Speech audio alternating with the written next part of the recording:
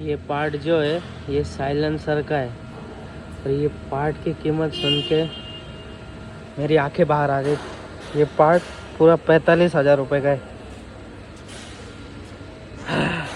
तो hello guys, जैसे कि आपने लास्ट व्लॉग में देखा था, हमारी गाड़ी टो करके हम लेके जा रहे थे शोरूम के लिए। तो शोरूम पे आके सबसे पहले भैया ने गाड़ी चेक की अच्छे से, फिर हम आ गए शोरूम के अंदर गाड़ी लेके। तो शोरूम के अंदर गाड़ी लगाने के बाद उनका लंच टाइम हो गया था। तो लंच टाइम के बाद भैया आने वाले थे। तो पूरा 1 घंटे का लंच टाइम होने के बाद फिर भैया लोग आए थे। तो सबसे पहले उन्होंने साइलेंसर खोलना शुरू कर दिया। साइलेंसर खोलने के बाद देखा तो हमने साइलेंसर पूरा जाम था। साइलेंसर खोलने के बाद भैया ने बोला ये पार्ट चेंज करना पड़ेगा क्योंकि ये सारा बाहर आ चुका है और इसकी वजह से आपकी गाड़ी पिकअप नहीं ले पा रही और स्टार्ट भी नहीं हो रही। तो भैया ने बोला ये पार्ट नया ही डाल लो। तो भैया से पूछने के बाद पता चला ये पार्ट पूरा 45,000 का है। तो फिर पार्ट की कीमत पूछने के बाद भैया के ये पार्ट अवेलेबल नहीं था, तो उन्होंने साफ करके वैसे ही लगा दिया। और हमें भी लोडिंग के लिए बहुत देर हो रही थी, तो इसलिए हमने फटाफट काम करना शुरू कर दिया। तो भैया से फटाफट पार्ट लगाने के बाद फिर हमने बिल देखा तो बिल आया पूरे 4,500 का। यहाँ से बिल लेके फिर हम निकल पड़े हमारे लोडिंग पॉइंट के लिए। और हाँ गाइस, यहाँ से हमारा लोडिंग पॉइंट है कम से कम 50 किलोमीटर और अभी 5 बज चुके थे। तो पूरा 1 घंटा ट्रैवल करने के बाद हम आ चुके थे लोडिंग पॉइंट पे। लोडिंग पॉइंट पे आके देखा तो जनरेटर बहुत अंदर रखा हुआ था, उसके लिए जेसीबी की जरूरत होगी। तो चेयरमैन साहब ने फोन घुमाया और 5 मिनट में जेसीबी आ गई। जेसीबी आने के बाद जेसीबी ने अपना काम शुरू कर दिया।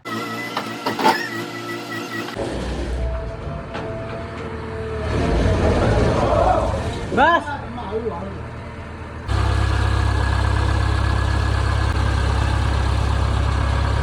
तो सबसे पहले जनरेटर हमने ट्रैक्टर के ट्रॉली पर रखा और फिर बाद में बाहर लेके गए। बाहर लेके जाने के बाद फिर हमने गाड़ी पूरी अच्छी तरह से लोड करने के बाद फिर हम निकल पड़े हमारे अनलोडिंग पॉइंट के लिए। और यहाँ से अनलोडिंग पॉइंट कम से कम 30 से 35 किलोमीटर दूर है। तो पूरा आधा 1 घंटे का सफर करके फिर 7 बजे हम आ गए थे हमारे अनलोडिंग पॉइंट पे। अनलोडिंग पॉइंट पे आके देखा तो यहाँ पे भी वही हालत थी। यहाँ पे भी जैसे भी बुलाना पड़ेगा क्योंकि ये गली छोटी और हमारी गाड़ी बैठेगी नहीं। तो सबसे पहले टंकी और कॉम्प्रेसर उतारा और उसके बाद जेसीबी भी आ गई थी। जेसीबी आने के बाद जेसीबी वाले भाई ने अपना काम शुरू कर दिया। यहाँ से जनरेटर उठा के पीछे रखना था। तो जनरेटर रखने के बाद सारी छोटी मोटी चीजें देने के बाद फिर हम निकल पड़े हमारे घर के लिए। फिर हम थोड़ा सा आगे आए थे तो यहाँ पे जाम लग गया था पूरा, उसमें एम्बुलेंस भी फंस गई थी। तो जाम क्लियर होने के बाद फिर हम एक राजस्थानी ढाबे पे रुके और यहाँ से सेव भाजी और रोटी खाई। तो फिर राजस्थानी ढाबे से खाना खाने के बाद फिर हमने आगे एक जगह स्टॉप लिया क्योंकि हमारी गाड़ी फिर से खराब हो गई थी और अभी फिर से वही प्रॉब्लम आ रहा था, हमारी गाड़ी रेस ही नहीं पकड़ रही थी। तो थोड़ा सा वेट करने के बाद फिर 2:25 पे हमारी गाड़ी चालू हो गई थी और हम इस पेट्रोल पंप के बाहर ही रुक गए थे। तो यहाँ से फिर हमने हमारा सफर फिर से शुरू कर दिया। तो फिर पूरा 1-2 घंटे का सफर करके हम पहुंच गए थे हमारे घर पे। तो रात को 4 बजे हमने गाड़ी लगाई और फिर हम चले गए घर पे। तो वीडियो अच्छी लगी हो तो लाइक शेयर और सब्सक्राइब। तो आज के लिए बस इतना ही। Okay bye.